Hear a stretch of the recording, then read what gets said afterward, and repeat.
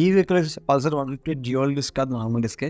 So దీనికి issue ఏంటంటే front tyre కంప్లీట్గా పోయింది. ట్యూబ్లెస్ చూసారు, ట్యూబ్లెస్ని ఎలా వాడారంటే అర్థం చేసుకోండి కస్టమర్ ఏ రేంజ్ ఉన్నారో. సో కస్టమర్ని ఏమైతే చెప్పను, డైరెక్ట్గా టైర్ కన్న మొదలుపై బండి పేలిందంట. ఇంకా లక్కీ ఏంటంటే మన నుంచి పడిపోలేదు.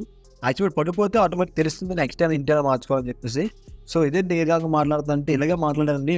మన బండి అంత బాగా పనిచేస్తుందంటే కానీ బాగా చూసుకోవాలి కదా. సో దేనికైతే మనకి టైర్ అయితే ట్యూబ్లెస్ ఉంది కాబట్టి ట్యూబ్లెస్ టైర్ ఒరిజినల్ బండికి వచ్చిన టైర్ తీసేసాం.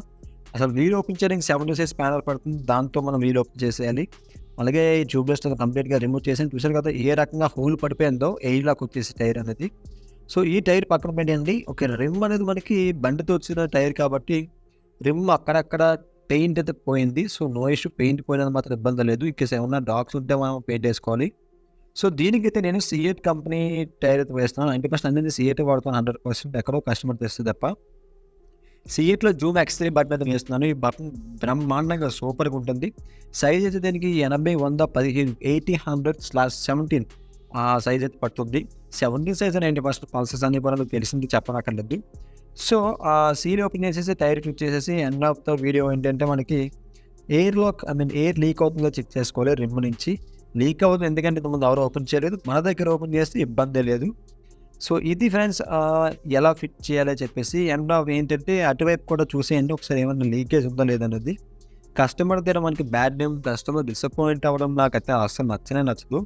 సో క్లియర్ ఏది నొరగొచ్చింది అనిపిస్తుందా? నొరగ కాదు, నేను ఫోర్స్ చేయడం వల్ల నొరగొచ్చింది బాటిల్లోంచి. సో వస్తే పాటికి ఇంకా ఎక్కువ రావాలి. ప్రెజర్ కూడా ఫుల్ పెట్టాం కదా. Okay clear friends. ఇప్పుడు ప్రెజర్ చెక్ చేద్దాం. 30 పెట్టాలి ఫ్రంట్ వీల్ కాబట్టి 30 పెట్టుకుని సరిపోతుంది.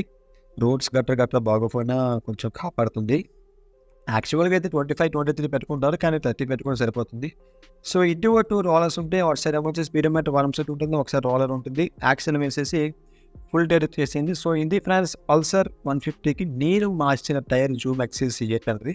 మీరు ఇంకేస్ ఏమన్నా టైర్ వేయించుకుందాం అనుకుంటే ఏ టైర్ వేయించుకుందాం అని కామెంట్ సెక్షన్ మెన్షన్ చేయండి. అలాగే నా ఛానల్ కనుక మీరు కొత్త ఖచ్చితంగా సబ్స్క్రైబ్ చేసుకోండి. పక్కన బెల్ ఐకాన్ క్లిక్ చేసేయండి.